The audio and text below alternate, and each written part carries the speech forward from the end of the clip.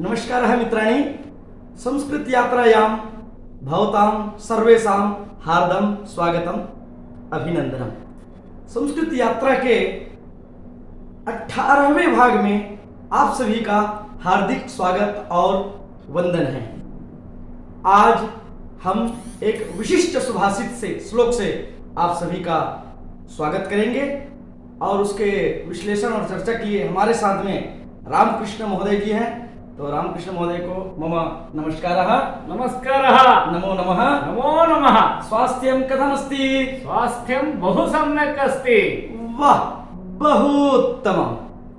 तो मित्राणि, श्लोक में जाने से पहले आप चैनल को पहले फॉलो कर लें, सब्सक्राइब कर लें, लाइक और शेयर करेंगे, बाद में अपना सुझाव जरूर देंगे। तो ये रहा आज का आपका श्लोक।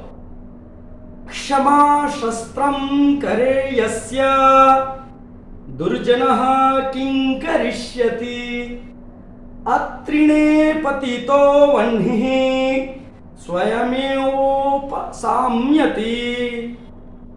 मित्राणि, मैं एक बार फिर से बोलता हूं। क्षमा शस्त्रं करे यस्य दुर्जनः किं करिष्यति अत्रिणे पतितो वह्निः स्वयमेव शाम्यति। तो एतस्य श्लोकस्य अर्थं संस्कृतेन रामकृष्ण महोदयः विश्लेषणात्मकं रूपेण वदति। तो रामकृष्ण महोदय अस्माकं संस्कृत मित्राणि ये संस्कृत यात्रायां सन्ति तेषां किञ्चित् मार्गदर्शनं कुर्वन्तु। अत्र सुभाषितकारः रसमयरीत्या वर्णितवान् अस्ति एकं विचारम्। दुर्जनाः सर्वदा सज्जनानां विषये कोपं कुर्वन्ति, निन्दनवचनानि वदन्ति, आहत्य विद्वद्भ्यः असूयन्ति दुर्जनाः। परन्तु एतस्मिन् सुभाषिते सुभाषितकारः वदति सज्जनस्य समीपे क्षमा नामक अस्त्रमस्ति। तत्कारणतः दुर्जनः सज्जनं किमपि कर्तुं न शक्नोति। तदर्थम् उत्तमम् उदाहरणं वदति। वह्निः सर्वदा अन्यत् सर्वमपि ज्वालयति, परन्तु यत्र वह्निः पतति तत्र तृणमेव नास्ति चेत् कथम् अग्निः ज्वलति, प्रसारितः भवति? असाध्यं भवति प्रसारकार्यं। तदर्थं सुभाषितकारः वदति अत्रिणे पतितः वह्निः अग्रे प्रसारं प्राप्तुं न शक्नोति, तत्रैव उपशाम्यति, शान्तः भवति। एवमेव दुर्जनानां कोपस्य विरुद्धं सज्जनानां शस्त्रं किं? क्षमा। क्षमा नामक अस्त्रं धारयन्तु इति सुभाषितकारः रमणीयतया उक्तवान्। तो मित्राणि, रामकृष्ण महोदयस्य संस्कृतेन विवरणं भवन्तः श्रुतवन्तः एव। अहं हिंदी माध्यमेन तस्य अनुवादं कर्तुं किञ्चित् प्रयत्नं करोमि। तो यहाँ पे सुभाषितकार जो है वो दो प्रकार की बातें कह रहे हैं, और वो दो प्रकार की बातें कौन सी है वो मैं आपको बताता हूं। तो प्रथमम वदति सः, पहला वो कहते हैं क्षमा शस्त्रम करे यस्य।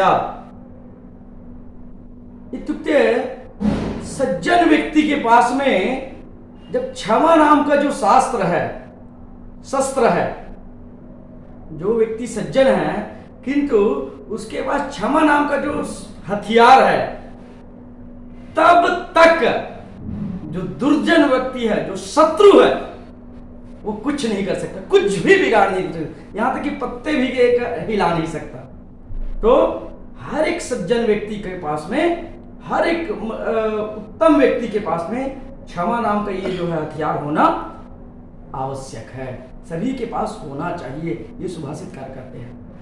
जब ये हमारे पास में रहेगा तो हमारा कोई कुछ नुकसान, हमारा हानि नहीं कर सकता। ये तो पहली बात हुई। लेकिन दूसरी बात बहुत ही सुंदर ढंग से वो कहते हैं अत्रिणे पतितो वह्निः। जब आग बिना घास की जगह में, जहां कोई घास ही नहीं है, पत्ता नहीं है, सूखी कोई चीज नहीं है, कुछ भी नहीं है, एकदम कोरा कागज की तरह जो भूमि है, जो जमीन है, पृथ्वी है, एकदम साफ है, सुरक्षित है, कुछ भी नहीं है, एक घास का एक तिनका भी नहीं है, और वहां अग्नि यदि गिरे तो उस अग्नि का क्या लाभ, वो कहां फैल सकता है? तो वो अपने आप ही स्वयं वो शांत हो जाएगा। तो यहां उन्होंने कहा कि जो दुर्जन व्यक्ति है, दुर्जन व्यक्ति जहां क्षमा करने वालों के पास में, जो अपने आप को उदार चरित मानते हैं, जो दूसरों को क्षमा करते हैं, उसके पास में वो आग लगाने का काम करेंगे, पर भी वो क्षमा ही क्षमा करेंगे, तो वो दुर्जन क्या कर सकता है? तो इस प्रकार से ये जो सुभाषितकार ने बड़े मर्म ढंग से और इसका उदाहरण दिया है। तो क्षमा नाम का जो चीज है सभी के पास में होना चाहिए। जब क्षमा होती है तो दुर्जन हमारा कुछ नहीं कर सकता, इसलिए वो चीज हमें अर्जित करना चाहिए। तो इसलिए अग्नि भी जब तक उसके अनुरूप, जब कुछ होता है तभी वो जला सकता है, उसके अनुरूप नहीं हो सकता। दुर्जन के अनुरूप, शत्रु के अनुरूप यदि हम उसके अनुरूप हों तो दुर्जन हमें कभी भी, शत्रु हमें कभी भी हानि पहुंचा सकता है। इसलिए हम शत्रु से किंचित ऊपर की सोचे, हम उससे तुच्छ न सोचे, और वो हम उच्च विचार ही सोचे, दुर्जन की तरह विनाश का न सोचे, क्षमा का भाव रखें, हृदय में क्षमा करें, दूसरों में क्षमा की भावना रखें। तो ये संसार, ये सृष्टि, ये समाज, ये राष्ट्र स्वयं अपने में ही विद्यमान और सबका भला कर सकेगा। इसीलिए सर्वे भवन्तु सुखिनः जो हमारा एक भाव है वो अग्रसित होगा।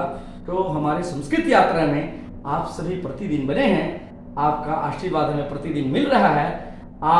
हम इसको और अच्छा कैसे कर सकें, इसलिए अपना सुझाव आप जरूर दें और संस्कृत यात्रा में बने रहें, यही हमारी आपसे मनोकामना है। और हम यही विदा लेते हैं और रामकृष्ण महोदय जी को धन्यवाद कहते हैं। नमो नमः। नमो नमः। जय।